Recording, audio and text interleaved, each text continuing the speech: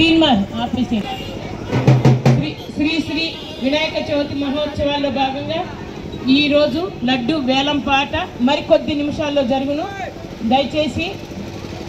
దయచేసి భక్తులు 50 మంది పాల్గొనవలసిందిగా కోరుచున్నాం. మరికొద్ది సేపట్లో లడ్డు వేలం పాట జరుగును. కావున 50 మంది భక్తులు పాల్గొనవలసిందిగా కోరుచున్నాం.